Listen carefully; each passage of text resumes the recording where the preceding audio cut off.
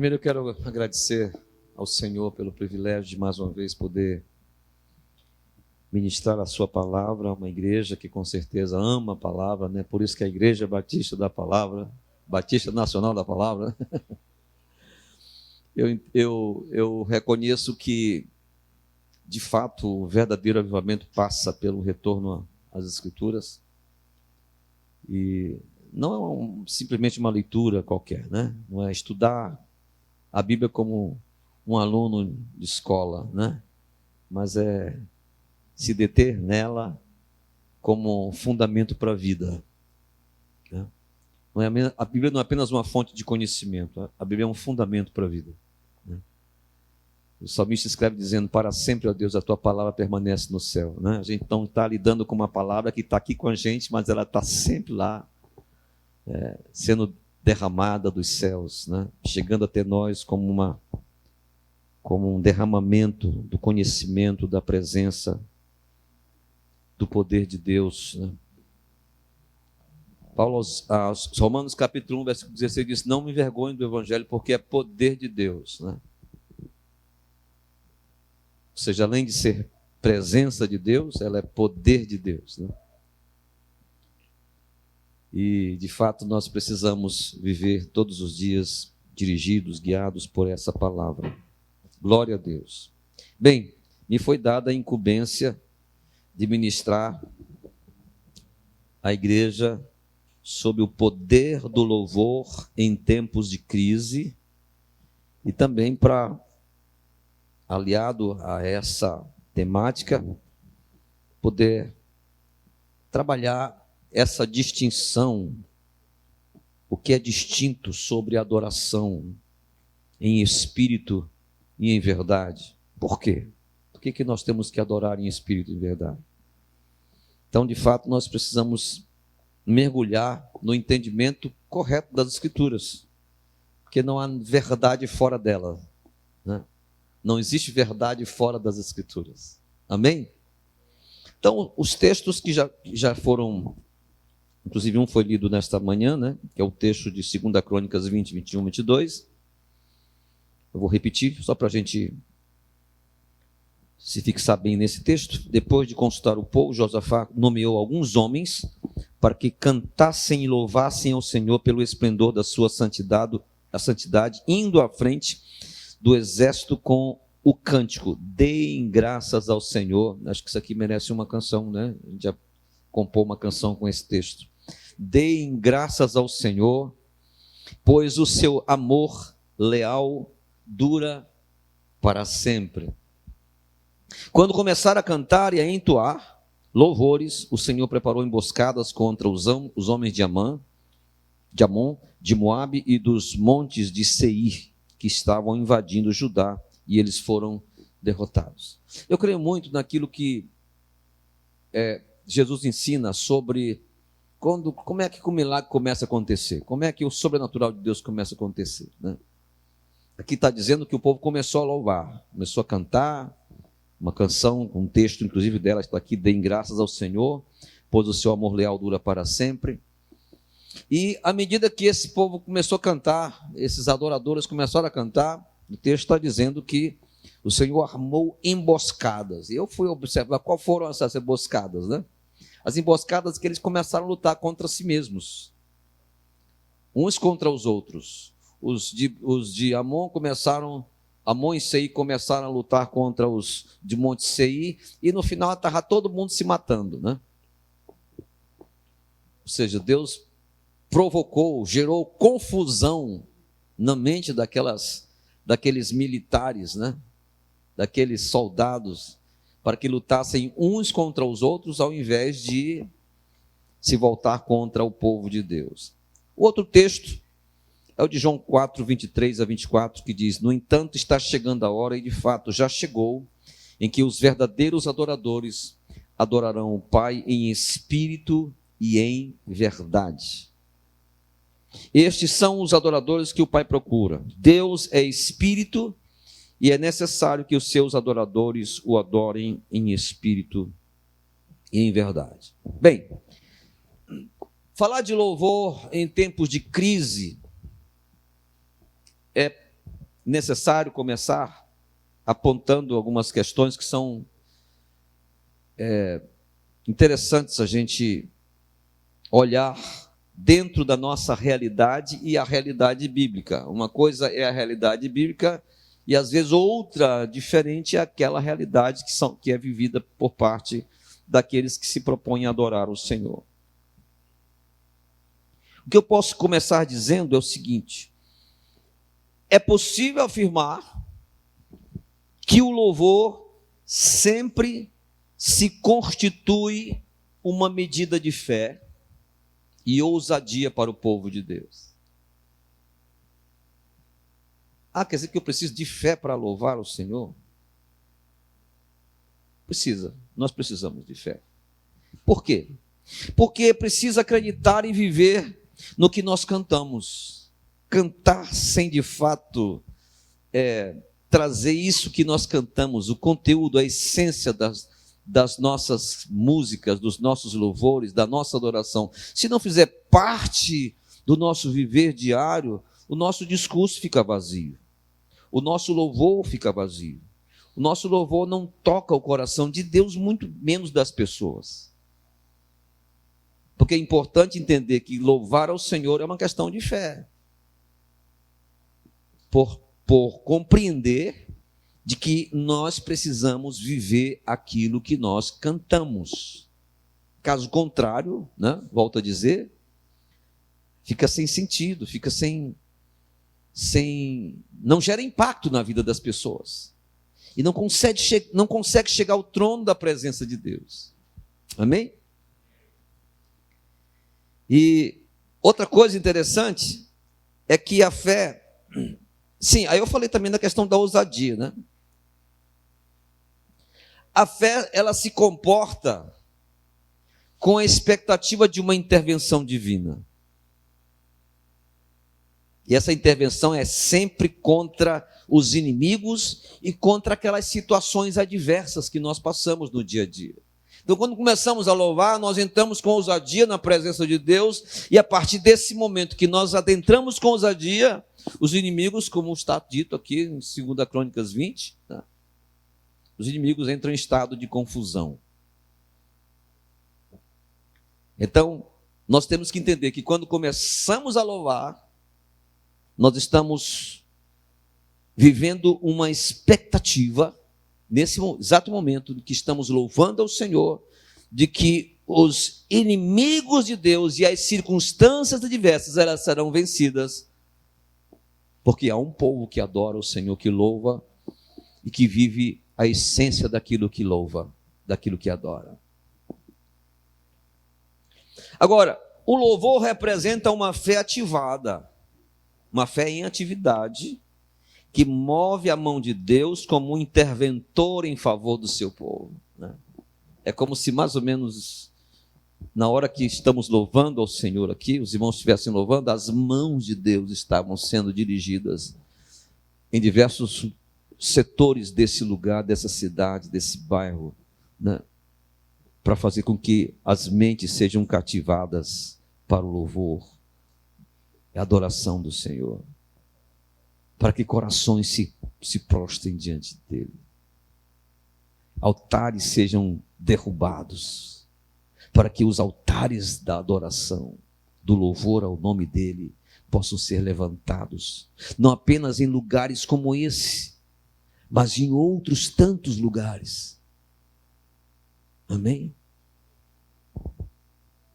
É uma intervenção direta de Deus quando louvamos ao Senhor. Quando estamos prestando diante dele o nosso culto, na forma de quebrantamento, de contrição, de arrependimento, e de também cantar aquilo que de fato a palavra de Deus já nos ensina. Porque cantar a palavra é o grande segredo. Cantar as verdades que nós recebemos na palavra é o grande segredo. Hoje há uma crítica muito grande sobre essa questão de louvores que são muito voltados para o atendimento das nossas necessidades, é uma espécie de antropologia, né, da música, né, ou dos louvores nas igrejas, onde as pessoas às vezes estão muito mais interessadas em ouvir músicas, louvores que massageiam o coração.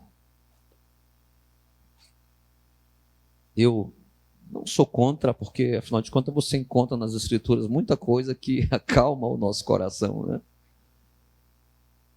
Mas eu tenho entendido assim ao longo dos anos que o centro da nossa adoração, do nosso culto, dos nossos louvores é o Deus Trino, Pai, Filho e Espírito Santo. Aliás, a música que eu cantei aqui fala disso, né? Adorar o Pai, adorar o Filho e adorar ao Espírito Santo. Ele, o Deus Trino, é o centro do nosso culto. Agora, além disso, nós podemos também afirmar que o louvor é como um registro dessas intervenções divinas. Nós estamos cantando coisas que foram registradas no passado. Deus fez grandes coisas. Deus levantou o seu povo. Deus livrou o seu povo. Deus fez grandes milagres, prodígios, sinais, maravilhas. Grandes são as tuas obras, ó Senhor.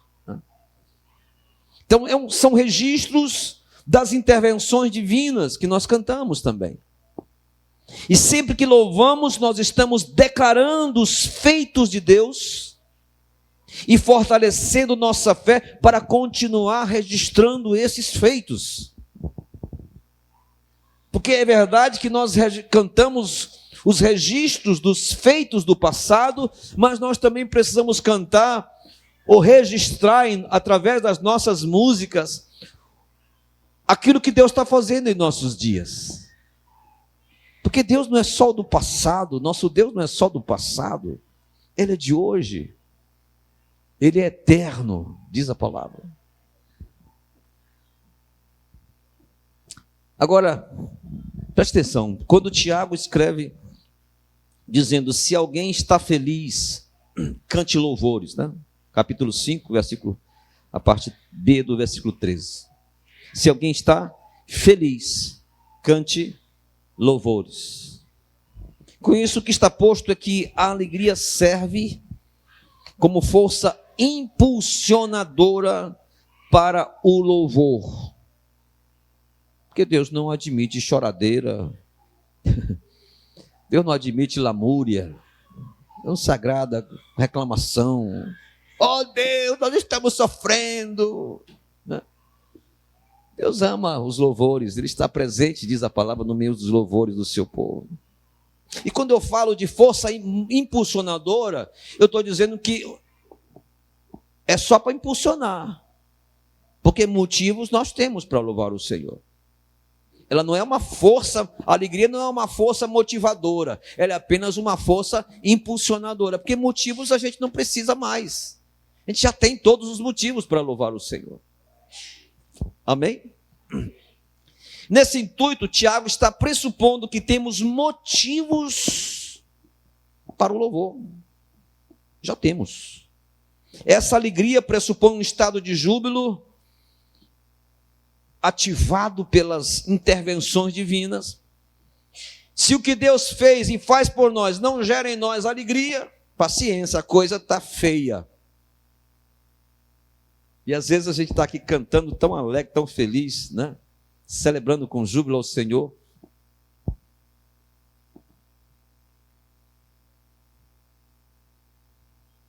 E as pessoas estão com a cara fechada, semblante fechado, né?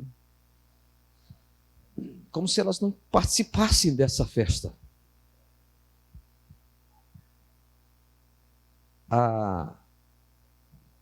O texto de Provérbios, se eu não me engano, diz que o sorriso aformoseia o rosto, não é assim? Coração alegre, desculpa. Não posso vir com heresia não, né? Os irmãos estão preparados aí. Coração alegre, isso quer dizer que se um coração triste enfeia o rosto, não é isso?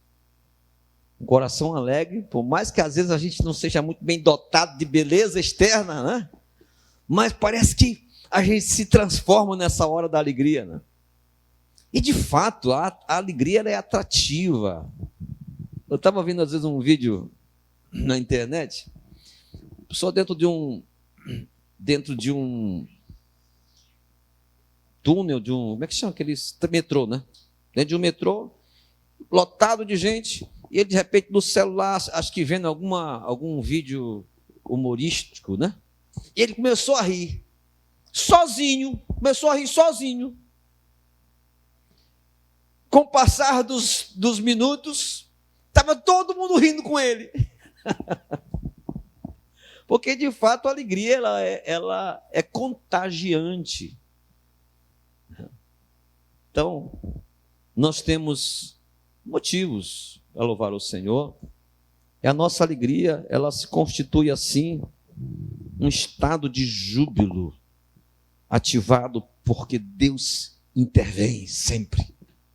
Deus não está apático, indiferente à nossa história. Amém, queridos?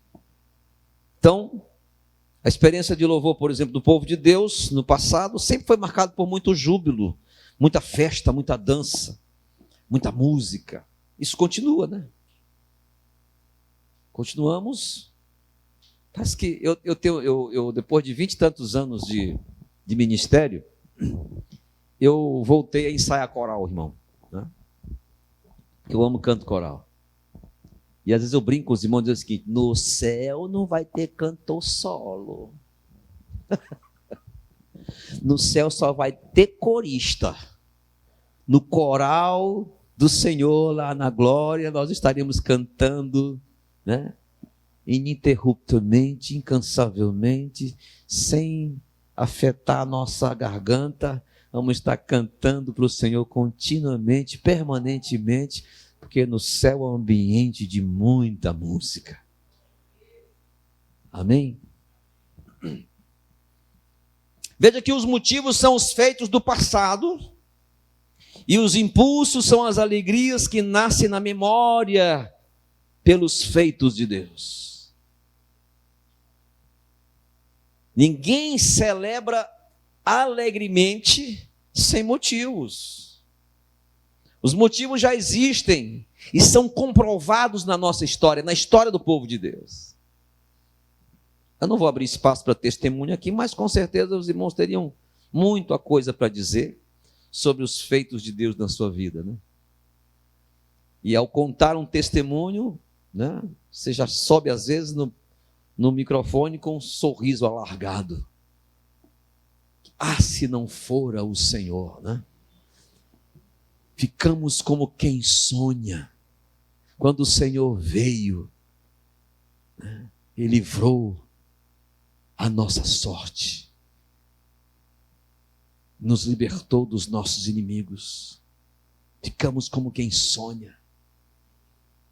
Até fiz uma música com esse texto, né? Agora, louvar em tempo de crise, o negócio parece ser mais complicado, não? Ser complicado porque é fácil louvar quando as coisas estão tudo muito bem, né? Quando a gente está vencendo, quando os inimigos estão sendo destruídos. Mas quando estamos passando por momentos de dificuldade, como é? O que leva alguém a louvar o Senhor em tempos de crise?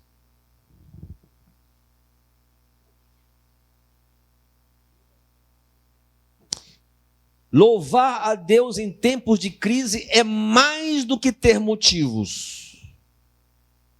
Você não deve se apegar, ah, Deus, Senhor, eu vou te louvar agora porque eu tenho motivos para te louvar. No meio de uma crise, você não precisa de motivos. Você já tem esses motivos. É possível louvar apenas movido pela fé, que se apega às promessas cumpridas no passado, do mesmo modo que elas são a garantia de cumprimento futuro. Ou seja, na crise, nos agarramos à fé. Porque sem fé é impossível agradar a Deus. Na hora da crise, a única coisa que temos que trazer à mente é: Ele existe e é galardoador daqueles que o buscam. Ele é real na minha vida. Pode estar o mundo virado de cabeça para baixo, mas Ele não deixou de ser Deus. Estamos debaixo da sua soberania. O louvor, como vimos, pode ser motivado pelos feitos do passado, mas podem ser movidos dentro de uma crise pela fé, pela certeza da imutabilidade de Deus. Deus não muda. Lembra de Sadraque, Mesaque e Abednego lá, quando estavam diante daquele momento tão difícil, né? Eu não sei se eu não correria naquela hora. Mas aqueles homens tinham tanta fé. E eles disseram para o rei: se o Senhor quiser nos livrar, tudo bem. Se Ele não quiser, nós vamos virar churrasco, tudo bem, né? Mas a fé na mente daqueles homens, no coração daqueles homens, é de que Deus não ia deixar de ser Deus caso eles perecessem tostados naquela fornalha. O que estava no coração deles? Apenas a fé movia o coração daqueles homens. E eles tinham uma certeza: nosso Deus não muda. Ele é imutável. Ele continua sendo o mesmo. Amém? E se Ele livrou o seu povo no passado, Ele pode livrar hoje do mesmo modo, ou de modo até diferente. Mas suas ações não são impedidas por conta do tempo, nem mesmo dos inimigos que se levantam, poder dos inimigos que se levantam contra nós.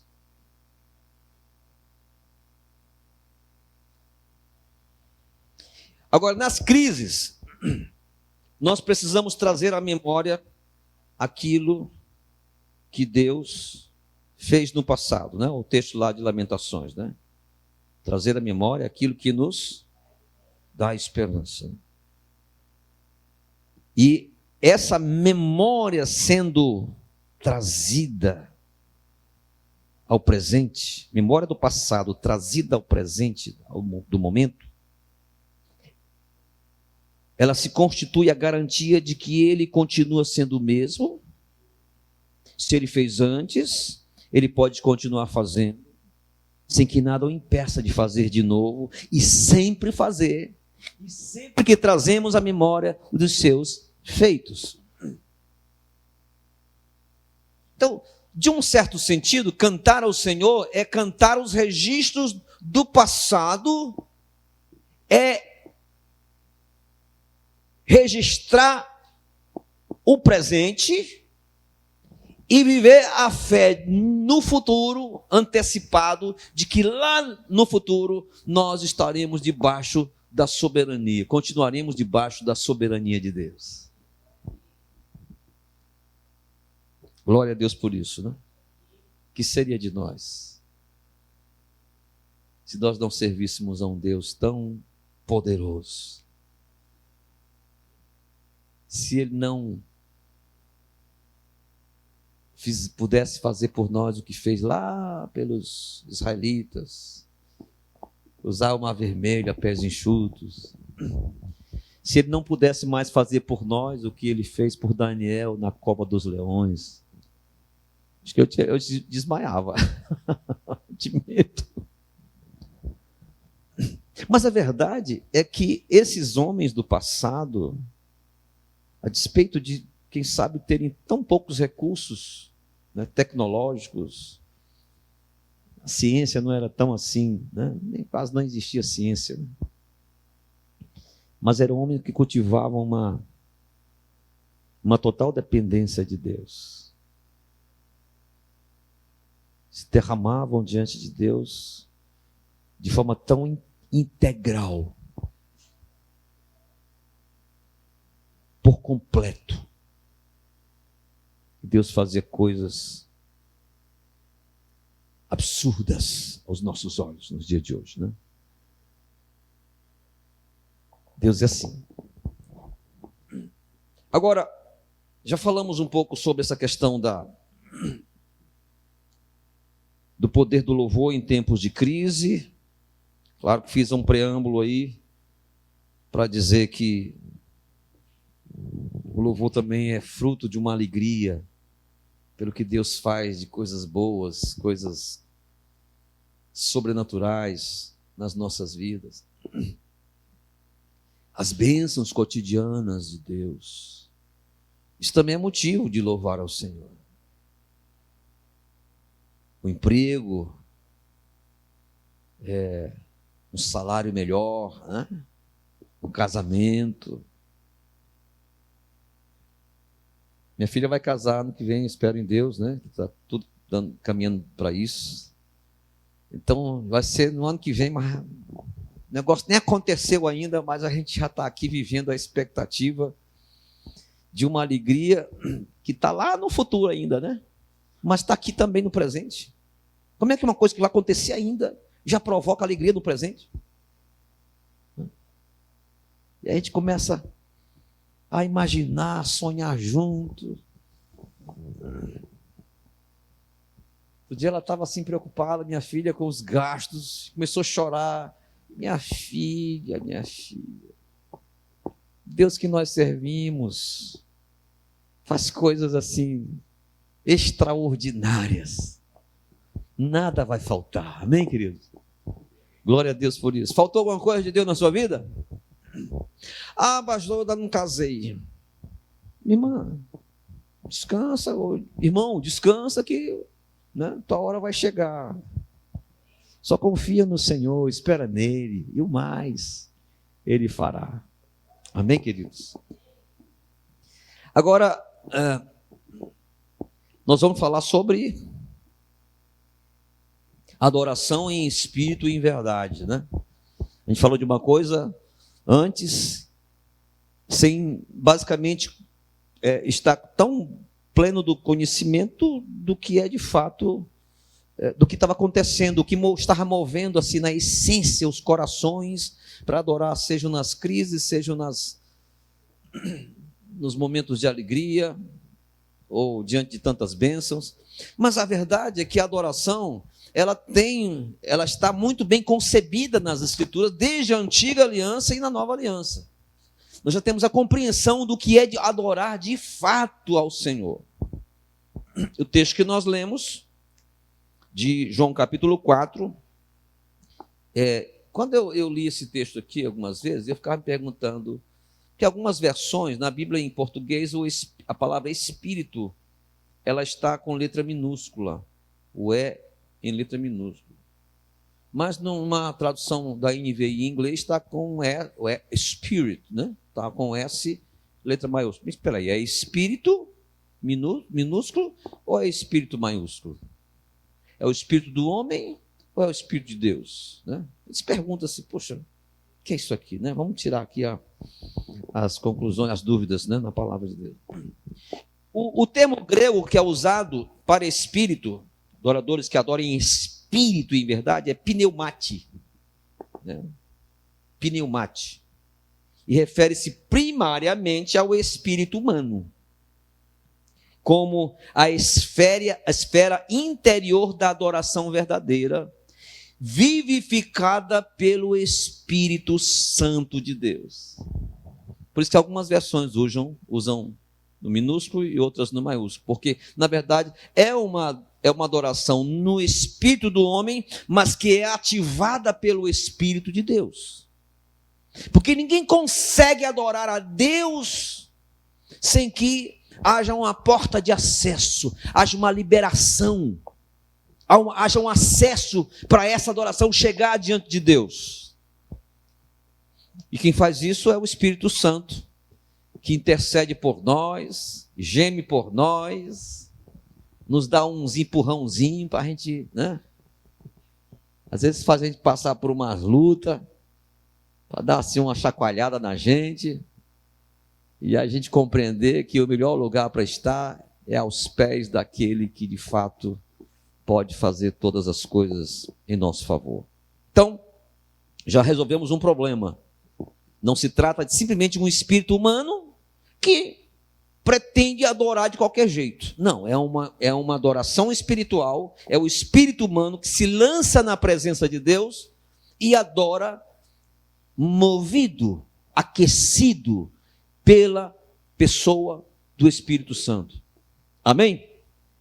Portanto, é uma expressão que une ambas as ideias. A adoração verdadeira ocorre no espírito humano, guiado pelo Espírito Santo de Deus.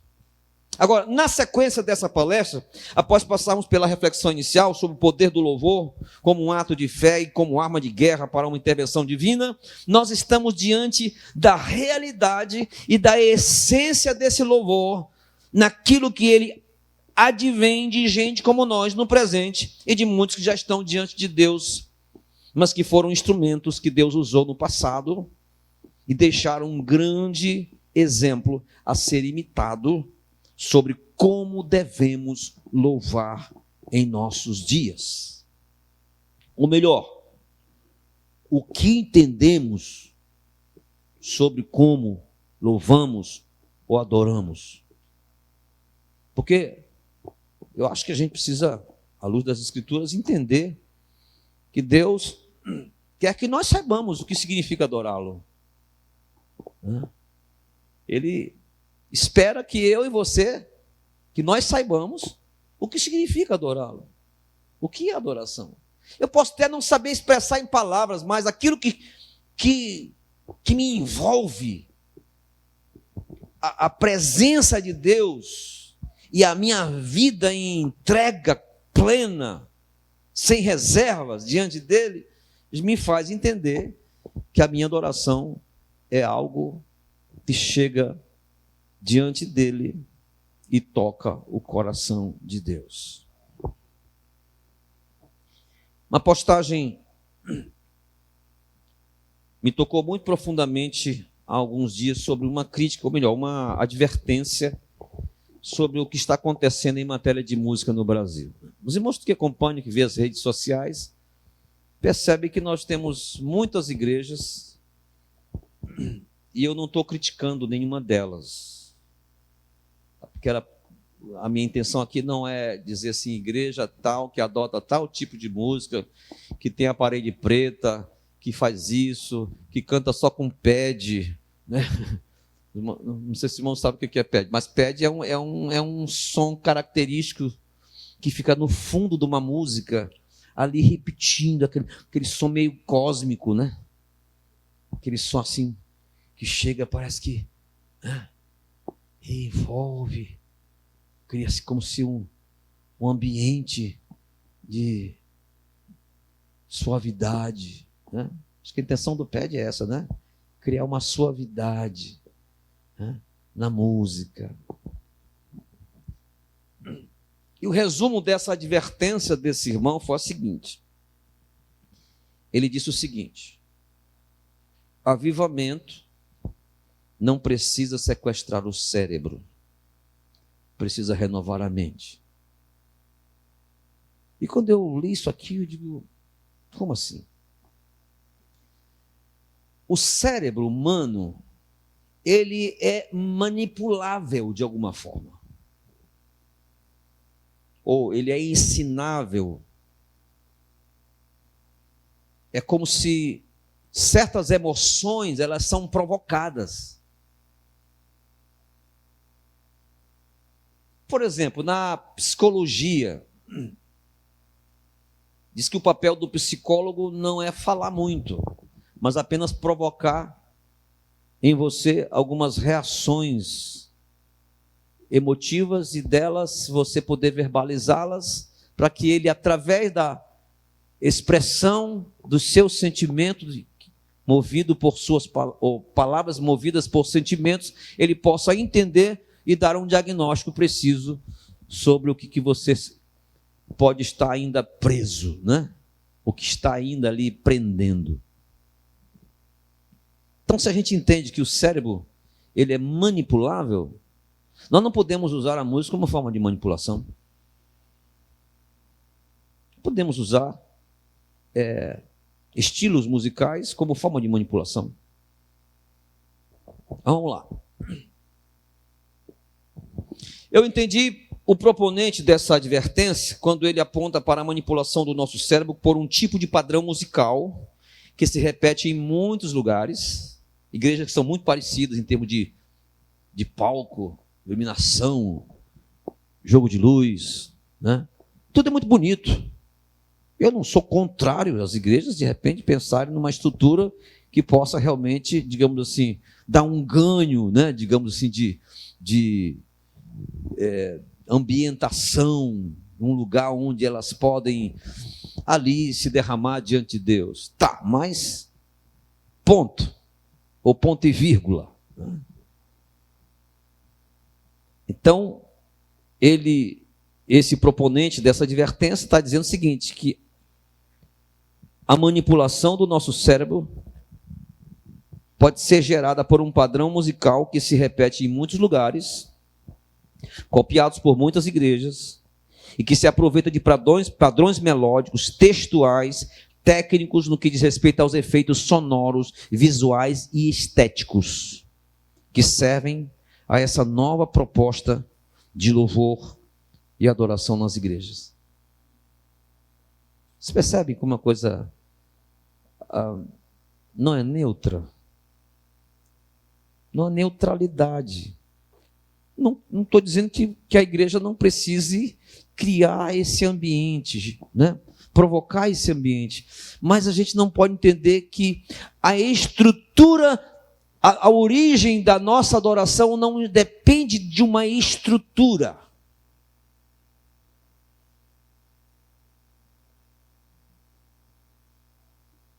Está na palavra a seguinte afirmação: Deus habita nos lugares mais excelsos, nas alturas, no alto e sublime trono, mas habita também onde?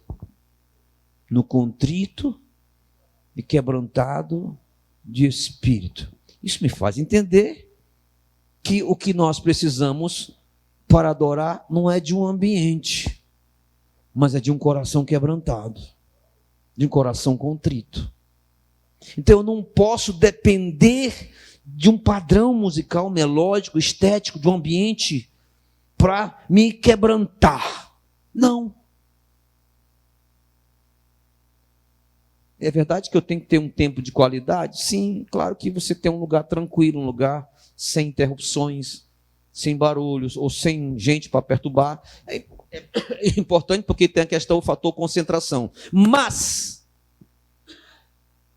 o ponto central aqui é: Deus está à procura de verdadeiros adoradores que adorem em espírito e verdade, que estejam contritos, quebrantados, arrependidos, derramados na presença dele.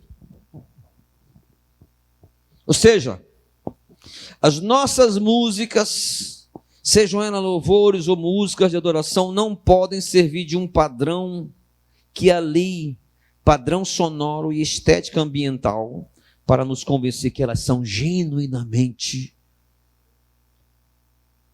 aquilo que o texto de João 4:24 define como adoração em espírito e em verdade. Não sei se me fiz entender pelos irmãos, né? João 4:24 está dizendo que Deus está à procura de verdadeiros adoradores que o adorem em espírito e em verdade. Então, a nossa adoração não depende nem de música e nem do lugar. Jesus disse que os verdadeiros adoradores adoram o Pai, Espírito e verdade, e não é em Jerusalém, não é em Samaria, não é no monte lá, não é no templo ali. Nenhum lugar é cativo ou é exclusivo da adoração. Jesus disse para a mulher samaritana que em qualquer lugar Deus pode levantar adoradores, ou adoradores podem ser levantados, se de fato compreendem que a nossa adoração não depende de um espaço geográfico, de um ambiente caracterizado, de uma música, sabe, que que mexe nas emoções.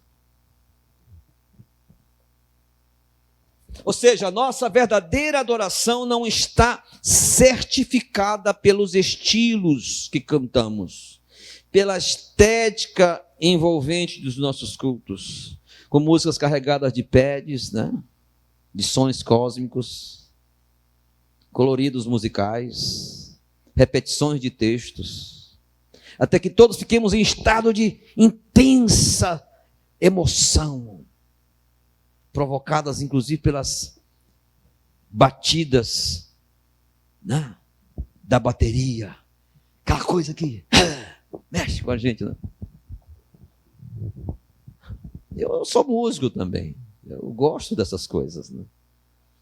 Mas o que a gente tem que entender é que essas coisas, nelas não está a origem da nossa adoração, nelas não estão a fonte da nossa adoração. Coração do adorador é de onde surge a sua verdadeira adoração, quando conectada com o Espírito Santo de Deus que leva e traz, né? O Espírito é como aquela... Tem mais ou menos a função que tinham aqueles anjos lá, daquela visão de Jacó, a caminho lá de Padã, né? De Arã, né? Deitou lá sem saber onde estava, lá em Betel, né? Era luz, depois passou a ser Betel, né? E ele teve um sonho que ele viu uma escada, e os anjos subiam e desciam, né? Desciam, trazendo, subiam, levando, né? O Espírito de Deus, ele está como um intercessor, onde ele leva e traz. Ele ouve o nosso coração, o que sentimos, o que sofremos, o que ansiamos no nosso íntimo. Ele leva, ele intercede e traz a resposta, traz o consolo, advoga a nossa causa. Diz a palavra que ele é o Consolador, o Paráclito, aquele que está diante de Deus para resolver as nossas pendências. Nossa adoração acontece no nível de espírito contrito e quebrantado, e na profundidade da palavra de Deus. É isso que espírito e em verdade está dizendo. Em espírito é um coração, é um espírito quebrantado, movido inclusive pelo próprio Espírito de Deus, que quebranta, que nos convence, que mostra o nosso estado. E aí ele, como se ele provocasse uma química do nosso espírito com o Espírito de Deus. Uma mistura, um casamento, uma conexão, uma química. Na adoração, nós precisamos conectar o nosso espírito com o Espírito de Deus. Mas, espera aí, tem mais outra coisa, não é só espírito, é em verdade. Pastor, quer dizer isso então? O que é que Jesus quis dizer sobre adorar em espírito e em verdade? Espírito a gente já entendeu, né? É o espírito do homem conectado, movido pelo Espírito de Deus. E essa adoração, ela chega de forma espiritual, ela não chega por meio de ofertas palpáveis, de coisas, de ritos, de materiais, né? Utensílios sagrados. Não, ela não chega porque eu toco meu violão. Ela não chega por causa do meu violão. Ela chega porque o meu espírito, movido pelo Espírito de Deus, chega, ultrapassa a barreira do mundo natural e alcança um ambiente completamente espiritual.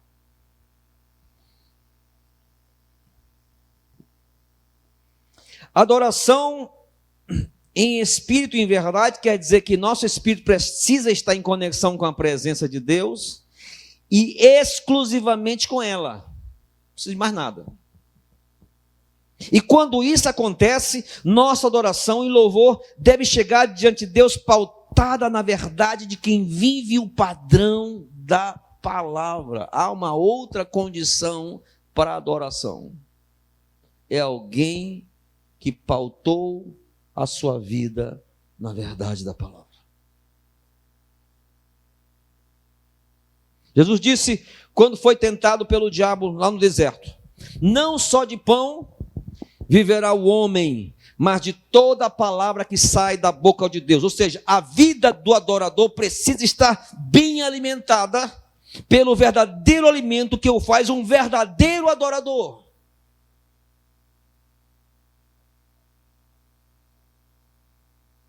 Espírito quebrantado, palavra que alimenta, que me faz sempre estar diante de Deus como verdadeiro adorador que vive o padrão da palavra.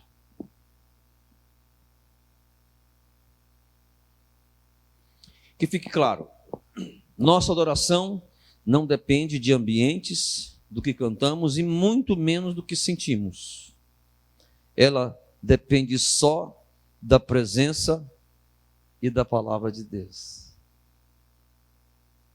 Depende só da presença e da palavra de Deus. Presença para acessar, palavra para viver. Porque pela presença eu me conecto e pela palavra eu me alimento para viver como verdadeiro adorador. Então no Espírito eu acesso e pela palavra eu sou aceito. Percebe? A palavra é como um cartório, onde você vai certificar suas assinaturas, seus documentos. Estou usando aqui uma figura tosca, né? Mas não é a realidade, claro, né? Mas é como se fosse, e não é, mas é como. Porque você chega diante de Deus e de repente você até se quebranta, mas se você não vive a palavra, se você não assume o padrão dela como fonte de testemunho, de vida, você está incompleto. Por isso que é fundamental sermos o povo da palavra. Além de sermos o povo da presença, né? Sermos o povo da palavra. Porque a palavra nos certifica.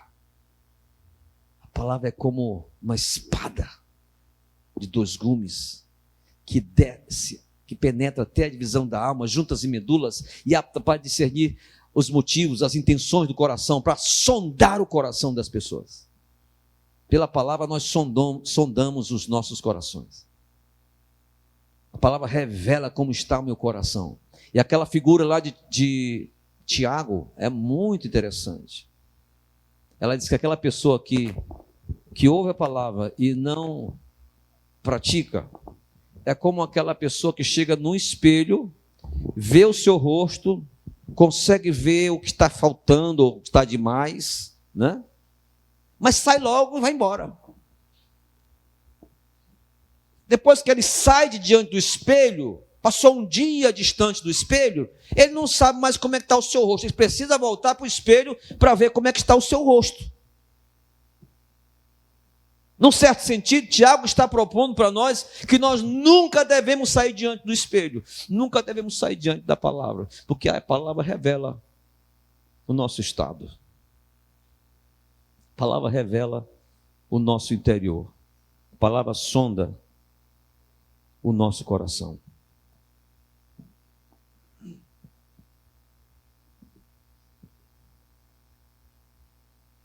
Mas fique também claro que músicas precisam fluir de lábios dos adoradores. Não é a música a fonte, mas música como expressão é outra história. Música não é fonte, música é expressão.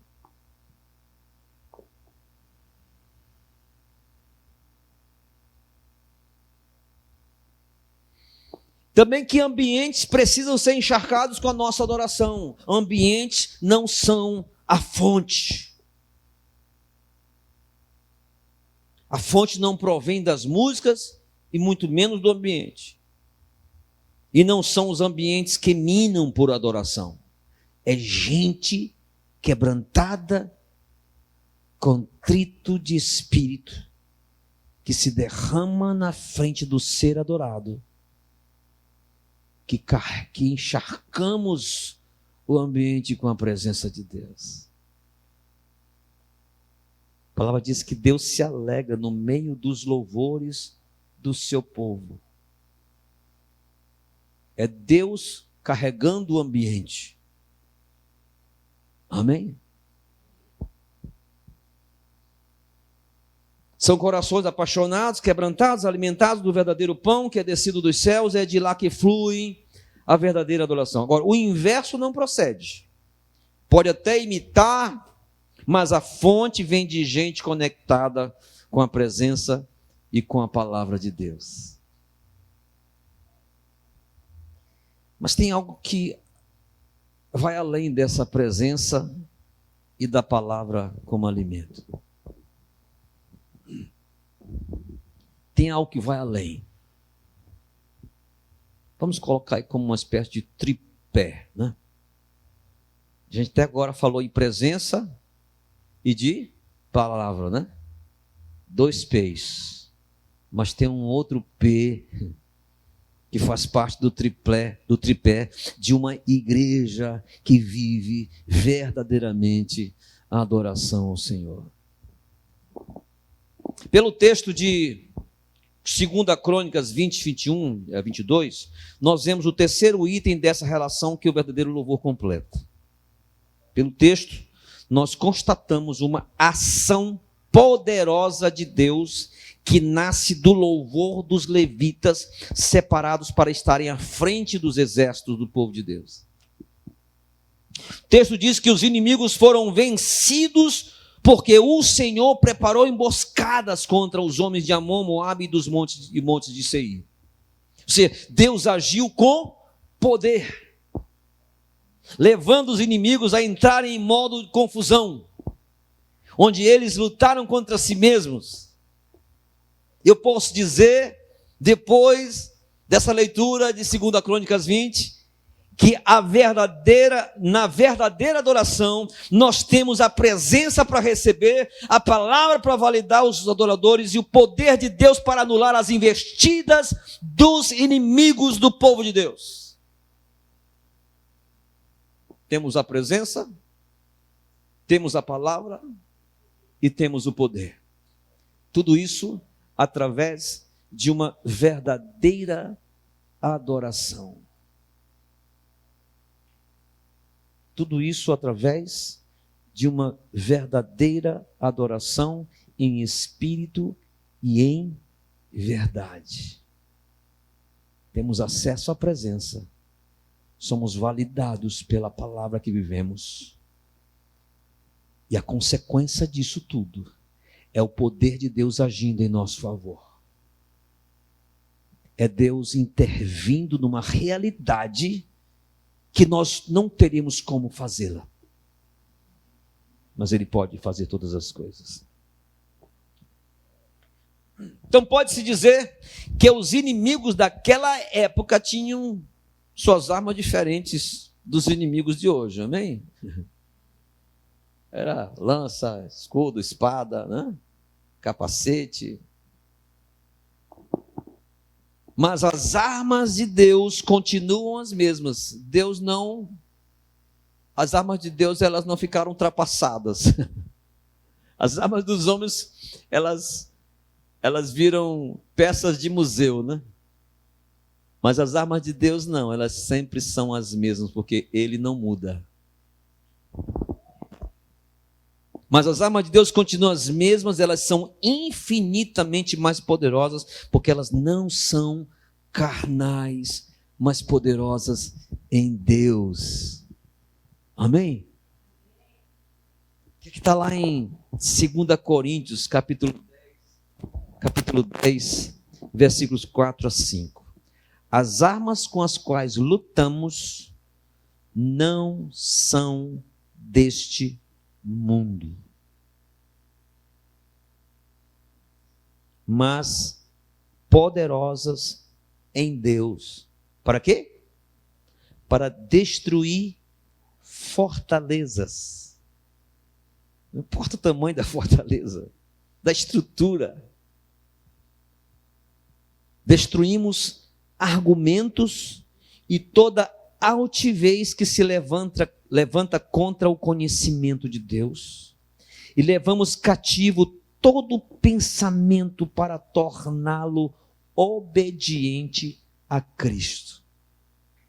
Estava escutando ontem no borracheiro, arrumando minha bicicleta da minha filha, e ele compartilhou comigo que ele era usuário de droga, foi inclusive aluno da minha esposa, da disciplina de arte, numa escola do estado ali pelo Turu, né? Minha mulher já tinha me dito algumas vezes que ele só vivia meio dopado nas aulas, óculos escuros, porque o olho vermelho de tanta droga. Ele disse assim: pastor, eu tenho amigos, pessoas que eu aconselho muito essas pessoas a abandonarem as drogas.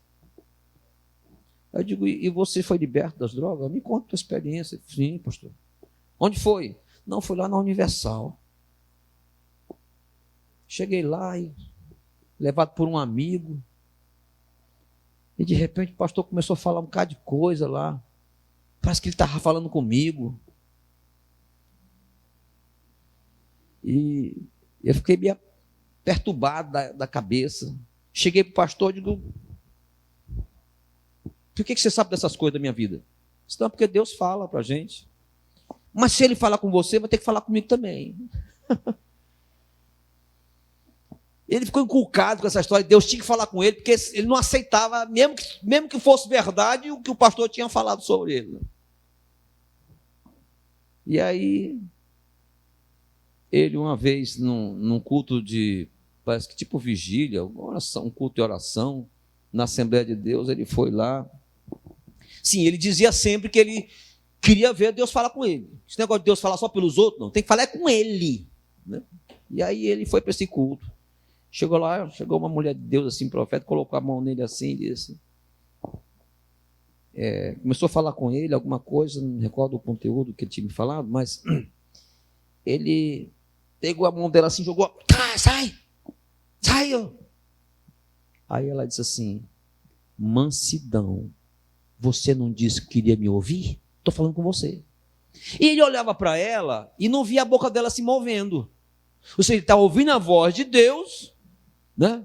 Apenas na mente dele, achando que era ela que estava falando, mas ele olhava para a boca da mulher e não havia movimento. Diz que naquela hora ele se jogou no chão, né? Se rendeu, se dobrou diante de Deus. Ali ele foi batizado no Espírito Santo, passou a falar novas línguas. E eu fiquei assim ouvindo o testemunho desse jovem. Confirma exatamente o que o texto está dizendo. Nossas armas não são carnais. Elas são poderosas em Deus. Destrói pensamento, destrói estrutura, fortalezas, argumentos. Para levar quem? Eu, você, todos nós, cativos, para sermos obedientes a Cristo Jesus. Amém, queridos? Era isso que eu queria deixar com essa igreja, por entender que nós temos um grande desafio. Tudo que fizermos para Deus ou com Deus precisa quebrar estruturas. Começar pelas nossas. Às vezes nós estamos cheios de estruturas, né? Cheios de heranças que precisam também ser demolidas. Aquele jovem, a angústia dele é que se Deus falava com o pastor, tinha que falar com ele também. Até o dia que Deus falou com ele e destruiu toda a altivez, toda a soberba, toda a arrogância do coração dele. Amém? Vamos ficar de pé em nome de Jesus e vamos orar nesse momento.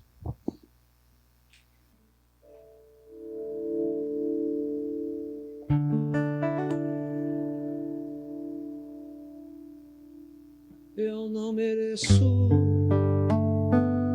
tanto amor, eu não sou digno do seu perdão.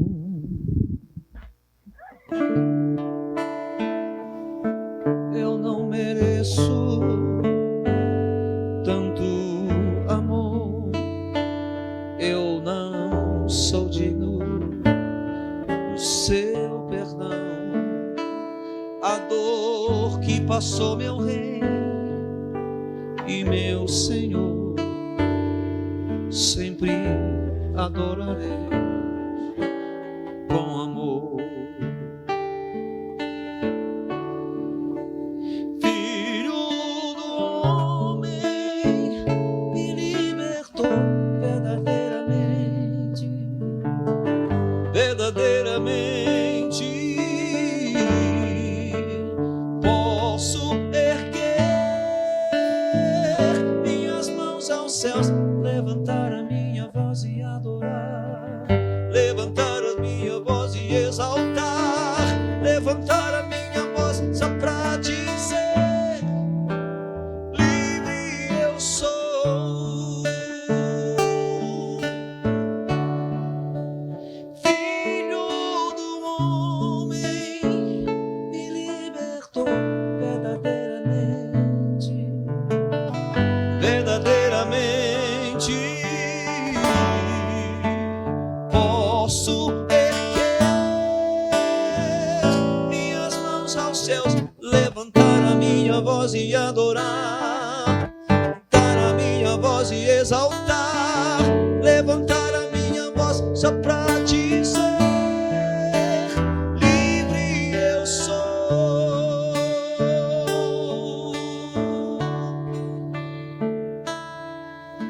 Pra te adorar, pra te adorar, pra te adorar, pra te adorar, eu sou livre, sou livre. Pra te adorar, pra te adorar, pra te adorar, pra te adorar, eu sou livre, Jesus, sou livre.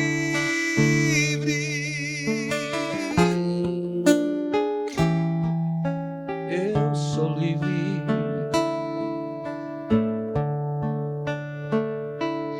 Eu não mereço tanto amor, eu não sou digno do seu perdão. A dor que passou meu Rei e meu Senhor, sempre adorarei com amor. Filho do homem, me libertou verdadeiramente. Cante. Verdadeiramente. Posso erguer minhas mãos aos céus, levantar a minha voz e adorar, levantar a minha voz e exaltar, levantar a minha voz só pra dizer: livre eu sou.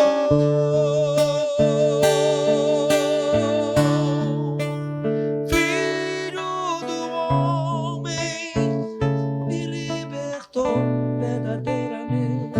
Cante. Verdadeiramente. Levante a voz. Posso erguer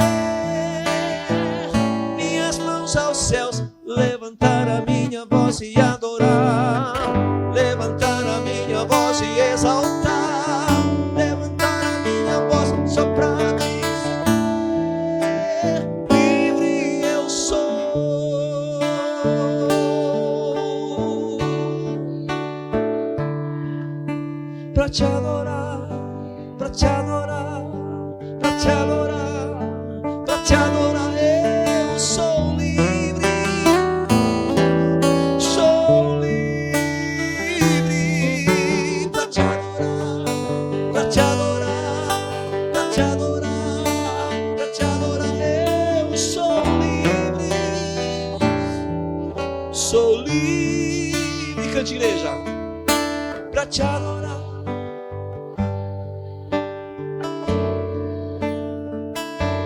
Eu sou livre, sou livre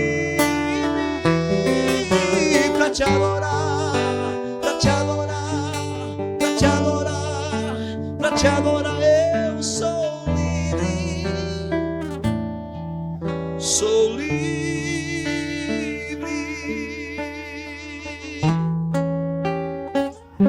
Eu sou livre. Espírito Santo de Deus, diz a palavra, Senhor, que foi para a liberdade que Cristo nos libertou. Uma liberdade não apenas para compreender, mas liberdade para chegar em Tua presença com ousadia.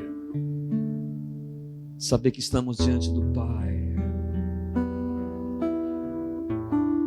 Como filhos, temos liberdade de acessar a Sua presença. Ajuda-nos, Espírito Santo. Liberta-nos dos nossos medos. Liberta-nos das estruturas herdadas. Traz o nosso coração, nossa mente cativa.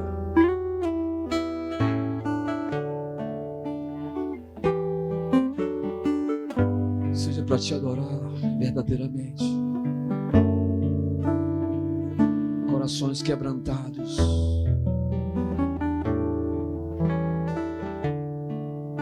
Aleluia, Deus. Vai quebrando toda a estrutura, Senhor. Toda resistência na alma.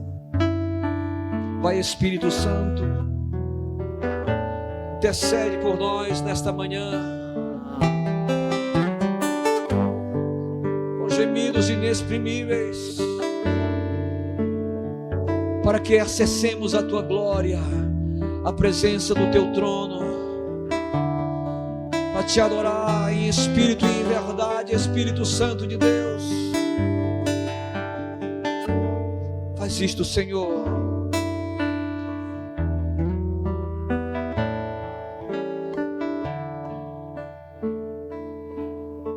Para te adorar, para te adorar, para te adorar, para te adorar. Eu sou livre, sou livre para te adorar, para te adorar, para te adorar, para te adorar. Eu sou livre, sou livre para te adorar, para te adorar, para te adorar, para te adorar. Eu sou livre, sou livre.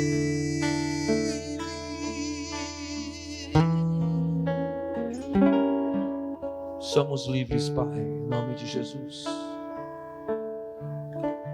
Amém. Glória a Deus. Amém. Dê um forte aplauso ao nome do Senhor. Dê um brado de júbilo em sua presença. Amém. Eu sei que você deve estar com fome essa manhã, mas que sua fome maior seja pela presença de Deus. Amém. Deus abençoe todos.